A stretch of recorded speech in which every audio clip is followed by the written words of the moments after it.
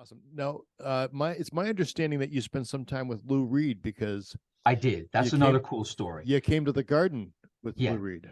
Mm-hmm. Mm-hmm. When did that pick up for you? Okay, so after Meatloaf, Paul Crook asked me to do him a big favor and take care of a good friend of his, Sebastian Bach. Okay. Okay. So I go down to Sebastian's house and I'm in his basement. And again, 90, let's see, no, 2005, 6, right? All this, right? A lot happening, right? A lot was happening. And I remember my phone was a flip phone, right? I had just, right? But I had a phone, right? And I just like done Europe a couple times with Meatloaf. It was like Europe the States, and a bunch of one-offs, right? So things were going really well. And now I'm in Sebastian Bach's basement, rehearsing with this band. The phone goes off, and it's this guy from Lou Reed. And he's like, wants me to come in tomorrow, right?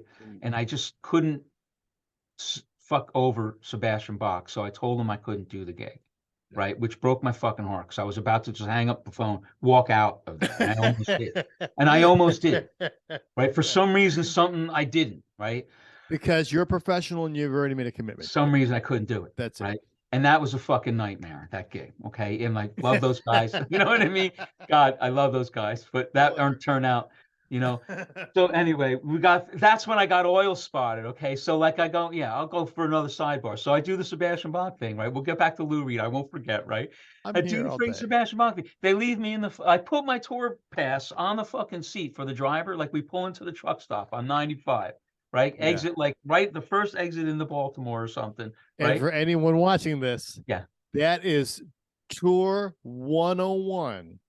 That when the caravan pulls into a truck stop and someone gets off the bus, they take their laminate off and they leave it on the driver's seat. So that guy knows when he comes back in from fuel that one of us is in there doing something, buying something, whatever. We are a man short. Yeah. So you come out of the truck stop. I come out of the truck stop and I see right. The first thing I'm like, first of all, I don't see the tour bus there, right? It's just Sebastian Bach, man, right? I don't see the tour bus where it was. I'm looking around. I look up. No, holy shit, there it is. It's on 95. I was already on the fucking highway, right, going down the road. See ya, right?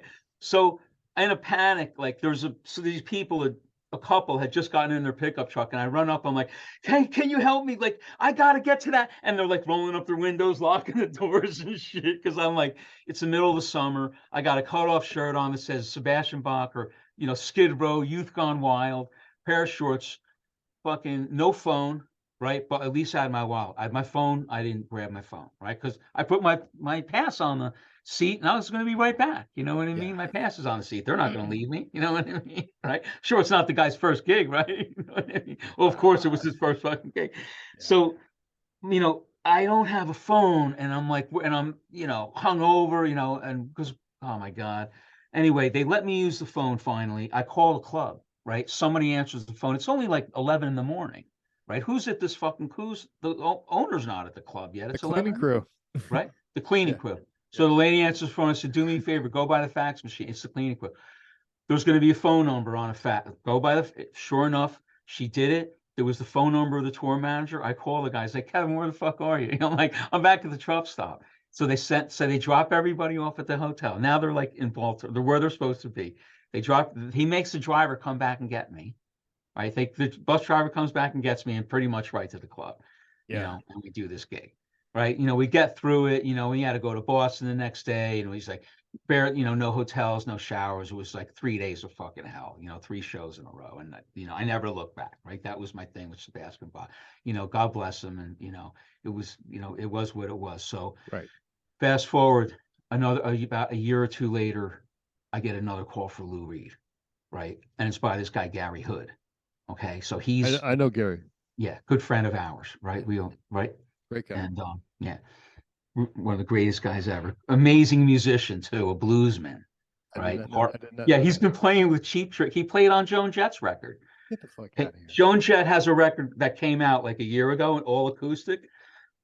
Gary plays harp on one of the songs. Really? Yep. Good for Yeah. him, man. And he sat in with Jason Bonham, I think, when the levee breaks, right? Nice. You know, he's like got, you know, guitar tech, right? But they let him sit in. And also uh Cheap Trick. Hey, there's some video clips. I'll get them together. All right. So this guy's like in the band too, right? But Gary Hood calls me, and I pretty much drop whatever the fuck I'm doing. I go down, you know, and I get offered this job at Lou Reed, you know, and of course I say yes to it. And I said yes to every single thing they ever threw at me, you know. And it was a really, really new thing for me. It was like a great bunch of guys, you know, nobody was really busting your chops, you know. There was no backstabbing going on, you know what I mean? It's like, wow, a fucking solid crew, right? And I had just gotten in. I know it was like had a rough patch with their crew or something. So I had gotten in right after that, right? It was probably like the perfect time for me to arrive. And they get me in there, they stick me with Lou Reed, and all right, you're gonna take care of this guy, Mike Rathke, right? I'm like, okay. So he's like one of the producers, and he plays guitar, right? And I recognize the guy's name, you know, and it's all high grade stuff, boutique handmade amps, Soldanos, you know, stuff that's not going to break. You know Yeah. what I mean? This stuff's like all high end stuff that, This did not come from the SIR yeah, locker. exactly. Yeah. Oh, the SIR locker. The only place in SIR I came for was Lou Reed's locker. You know, it was filled with gear like that, you know. Yeah. And he had this Sadowski guitars made out of Koa, you know, all beautiful, high end, you know. So, and then, you know, it wasn't easy. And then he had this other thing, you know, it sounded like Lou Reed's like, all right, Mike, I want you to play this instrument, right? And it's like called a Z-tar, right? It's like a plastic guitar, right? With buttons at the fret, like where the string would hit, make the note on the fret, there's buttons and they're black and white, right? I guess sharps and flats. And it's Sure. triggering this, you know, module, you know, the brain, and then that's sending the signal. It's putting out this sound of like violin and oboe and horn and all this like really weird stuff. And the thing only works like half the fucking time, you know what I mean? So it was, you know, a lot of tricky stuff, man. You know, it wasn't, you know, wasn't easy, you know what I mean? There's a lot of gear, man, you know, a lot of backline, you know, when you're getting in that situation, you know, a lot of instruments around, and, you know, he What wants. kind of venues were you guys playing? Well, that night, I think the first gig we played was like up in Poughkeepsie, a theater, not the Chance Theater. It was like this, I forget the name. It was another theater, right? Then we came back to New York, and then we flew to Telluride. We played Telluride Blues and Brews Festival. Okay. And then we went to Brooklyn, did 5 nights in a row at St. Anne's Warehouse, and they filmed it, you know, made a DVD. They called it Berlin. Well, it was Berlin, right? This record that he had put out in 1973. Well, they did it, you know, one of those things. And then when Yep. that thing hit the stores and people bought it, it was so bad they returned it.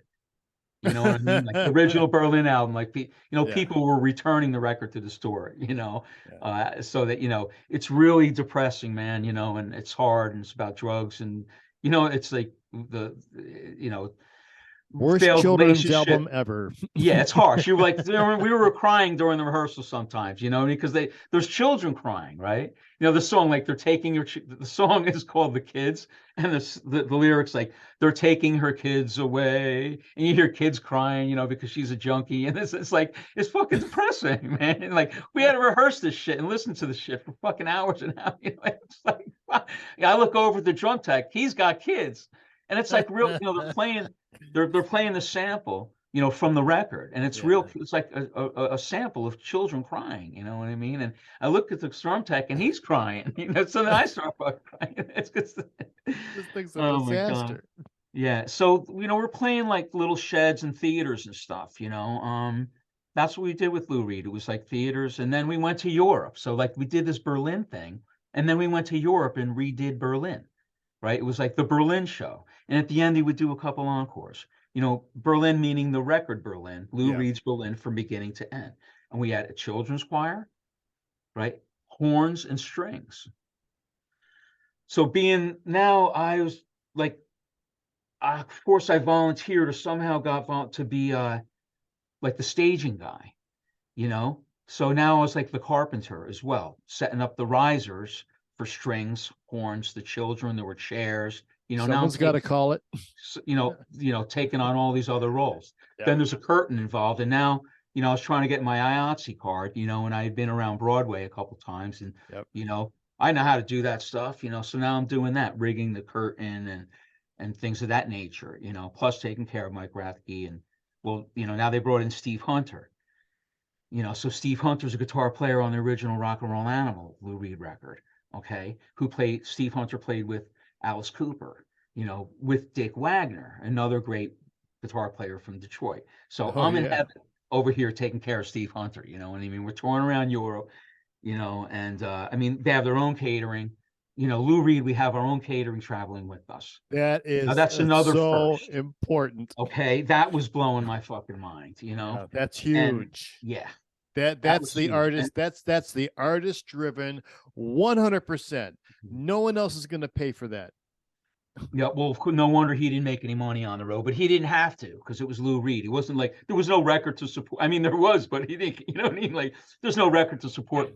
We don't have to pay any money back to anybody. You know what I mean? You know, we're not selling records here. You know, it's just because we want to do it.